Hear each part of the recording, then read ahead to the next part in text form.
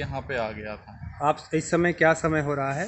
इस समय लगभग 12:30 करीब हो रहा है और मैं तब से गाड़ी में ही बैठा मतलब हुआ आप हूँ। बेसहारा हैं, आप जी, अभी तक कोरोना की जंग को लड़ रहे थे, जी, जी, अपने जीवन को लगाकर, जी, जीवन के मूल्य पर, और अब आपके परिवार का भी संकट आ गया है जी, जी, कि अब आप इस पोजीशन में, जब संक्रमण का आपको खतरा है, आपको घर भेज दिया गया, जी, जी। यह व्यवस्था अमेठी की, आप क्या अपील करना चाहते हैं बस हम यही अपील करना चाहते हैं कि जब शासन तक हम से? लोगों की रिपोर्ट निगेटिव नहीं आ जाती है जी, तब तक हम लोगों को अपने घर पे ना भेज के और किसी आइसोलेशन सेंटर पे भेजा जाए।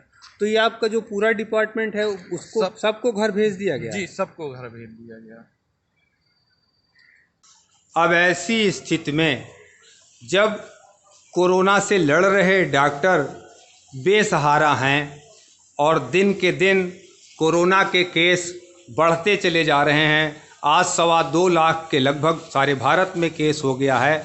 अगर डॉक्टरों की ये अवस्था है कि संक्रमित हो जाने के बाद उनका कोई सुनने वाला नहीं है, स्वास्थ्य विभाग सुनने वाला नहीं है, सरकार सुनने वाला नहीं है, जिला प्रशासन सुनने वाला नहीं है, तो हम कैसे कोरोना से जंग लड़ेंगे, जो हमारे सामने एक चुनौती है।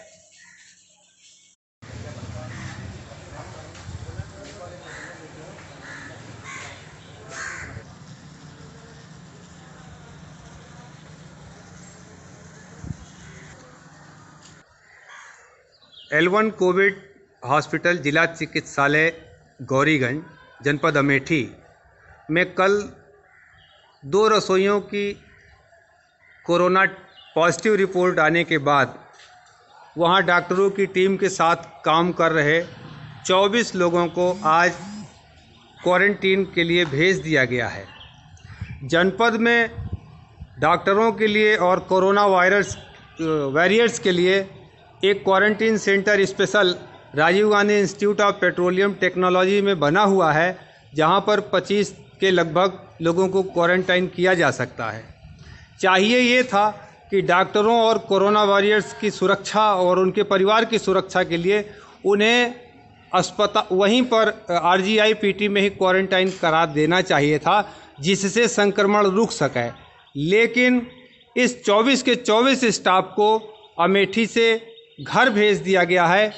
ये डॉक्टर अवधेश सिंह जी हैं, जो सामू PSC में चिकित्सा अधिकारी हैं, और उनका आवास राजकीय महिला चिकित्सालय जायस में है। उनकी श्रीमती जी भी यहाँ पर डॉक्टर हैं, डॉक्टर दुर्गेश नंदिनी। अब वो सुबह 9:30 बजे से आकर और अपने घर के बाहर कार में बैठे हैं।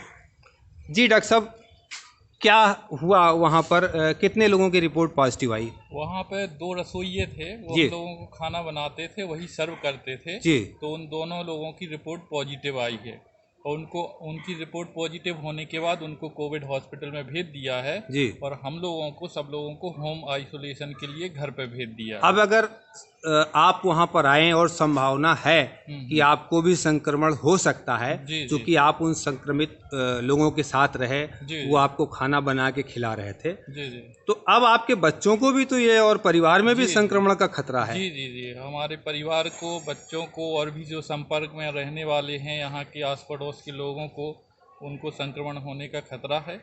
इसीलिए हम चाहते हैं कि हमको भी इंस्टीट्यूशनल आइसोलेशन किया जाए।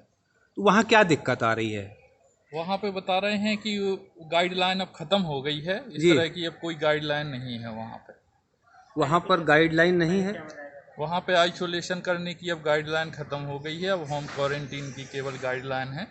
तो अब आप कहाँ जाएंगे? आप कार में आप कब तक बैठे रहेंगे? अब क्या कर सकते हैं, हमारे पास और कोई रास्ता ही नहीं है। कहीं सूचना की आपने इस बात जी, की? हमने अधीक्षक साहब को, CMO साहब को अवगत करवाया था उसी समय पे, लेकिन आप सुबह कै बजे आ गए यहाँ? मैं लगभग 9:30 बजे यहाँ पे आ गया था। आप इस समय क्या समय हो रहा है? इस समय लगभग 12:30 करीब हो रहा है और मैं तब से गाड़ी में ही बैठा मतलब हुआ आप हूँ। बेसहारा हैं, आप जी। अभी तक कोरोना की जंग को लड़ रहे थे, जी, जी। अपने जीवन को लगाकर, जीवन के मूल्य पर, और अब आपके परिवार का भी संकट आ गया है कि अब आप इस पोजीशन में, जब संक्रमण का आपको खतरा है, आपको घर भेज दिया गया, जी, जी। यह व्यवस्था अमेठी की, आप क्या अपील करना चाहते हैं? बस हम यही अपील करना चाहते हैं कि जब शासन तक हम से। लोगों की रिपोर्ट निगेटिव नहीं आ जाती है जी, तब तक हम लोगों को अपने घर पे ना भेज के और किसी आइसोलेशन सेंटर पे भेजा जाए। तो ये आपका जो पूरा डिपार्टमेंट है उसको सबको घर भेज दिया गया? जी, सबको घर भेज दिया गया।